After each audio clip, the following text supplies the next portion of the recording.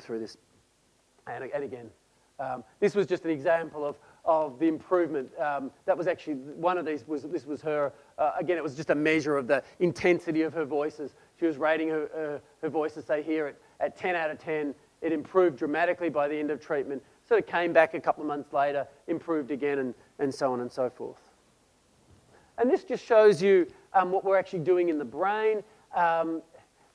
Probably the easiest way to show this is from this scan to this scan. This is a scan of somebody's brain before they had treatment for hallucinations and afterwards.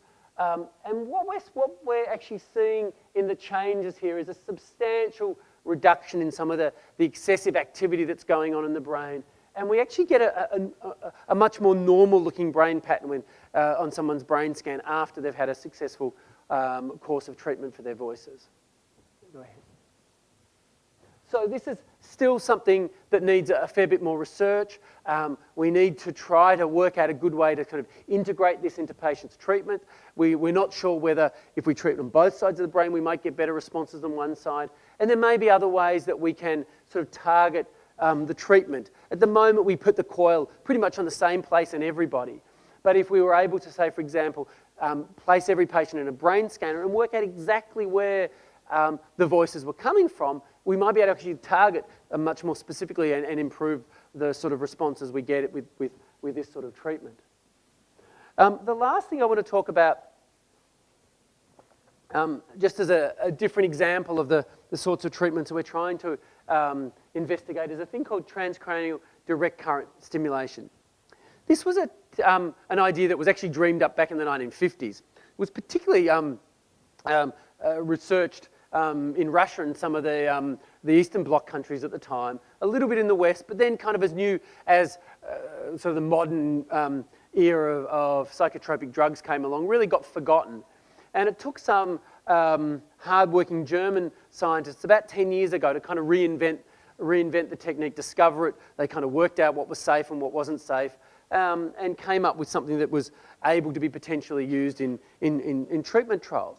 What it is actually the use of an extremely weak electrical current. This is these sorts of electrical currents can run off a battery barely bigger than the battery that runs your watch. So it's very weak electrical currents that applied directly to the scalp through two electrodes. These sort of pads here are the electrodes.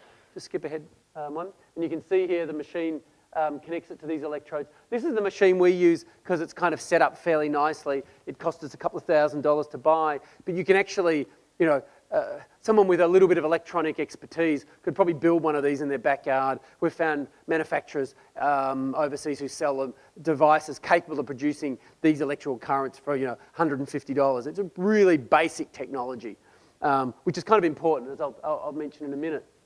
And it essentially just sends a current from one electrode to the other. And when people first did this in the 1950s, most people thought, no, that's not going to work.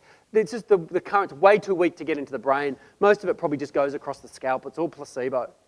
But through brain imaging and other studies, we've discovered that just a tiny bit of the current gets into the brain, but it's enough just to shift the sort of chemical electrical balance in the brain such that under the positive electrode, you get a slight increase in brain activity, and you get the opposite effect under the negative electrode. And that, so far, seems to potentially have therapeutic benefit. Go ahead. So this is, we've been trying this in a number of ways. The most common way is to target just the left front part of the brain and try to increase its activity in people who are depressed, very much in the same way that we do the TMS. And it seems to work. People with depression get better. In schizophrenia, we're trying something a little bit more ambitious. We know that this front area of the brain is underactive, so we want to put the electrode there that increases brain activity.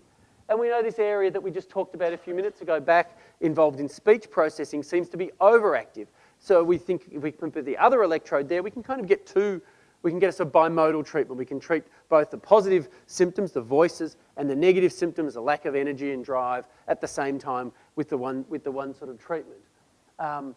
Fortunately, it's very well tolerated. It's relatively free of side effects. Some people get a bit of a sort of itchy, uncomfortable sensation under the electrodes themselves, but otherwise it's a very well tolerated treatment and seems to make some difference. Again, relatively early days, but the really exciting piece the exciting thing about this sort of treatment is because it is so such basic technology, if we can prove that this works, it could be rolled out relatively rapidly.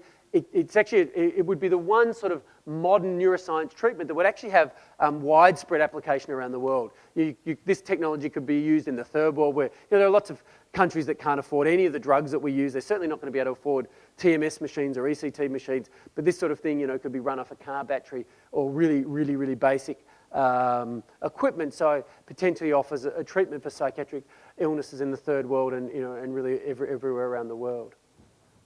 That's just showing the same sort of thing, targeting, trying to decrease activity here and increase activity in the front parts of the brain. Okay, keep going. And as I said, we're currently engaged in doing some of this research, as are some other people around the world. So I won't talk about that in any detail.